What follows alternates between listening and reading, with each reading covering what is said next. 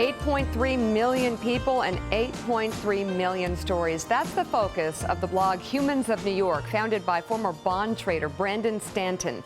He travels the Big Apple, capturing the images and the stories from this great city. And Lewis met up with Brandon to find out how he went from losing his job to building an online following of nearly 2 million people.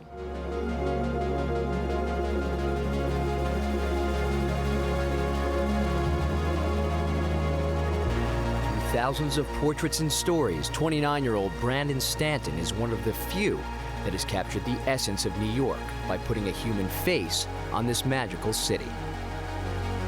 Excuse me. I was wondering if I could photograph you guys just like that. I run a popular website called Humans of New York. I saw you lay down on the ground while you were talking to this couple. My girlfriend will not let me get in the bed in my clothes. I love this. If I'm talking to somebody, if I'm photographing, I am on the ground. Why is that? I like low angles. This is a great picture. And when I'm talking to somebody, I don't want to be towering over them.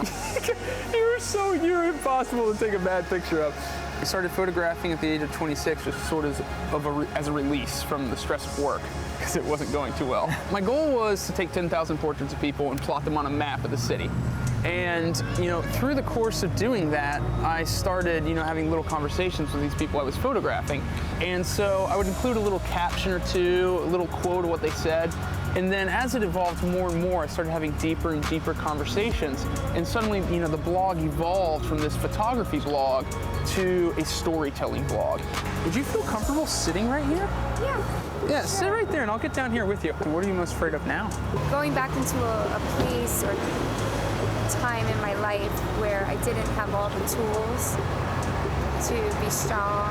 In a good interview and one that I'm going to get a good piece of content, there's a moment where the framework of being in an interview just kind of falls away.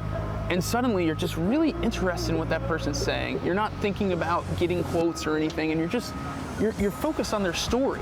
And as another human, just being interested in that person's story. And that's kind of being in the moment, where you forget about the process and you're just kind of absorbed in the conversation. How much of a role does your father's displeasure have in your life? I think negative inspiration is a big thing. When is it the most difficult, to be honest? When you are being confronted with negative things. The art is in creating this space where you can forget about the process and just be two people present in the moment. There's this one time I was at Columbus Circle and it was just pouring down rain. And there was this 80-year-old woman walking towards me and she had this very bright umbrella. And I asked her, if you could give one piece of advice to a large group of people, what would that advice be? And she said, I'll tell you what my husband told me when he was dying. I said, Mo, how am I gonna live without you? And he said, take the love you have for me and spread it around. E.B. White once wrote, "The city is like poetry. It compresses all life, all races and breeds into a small island and adds music."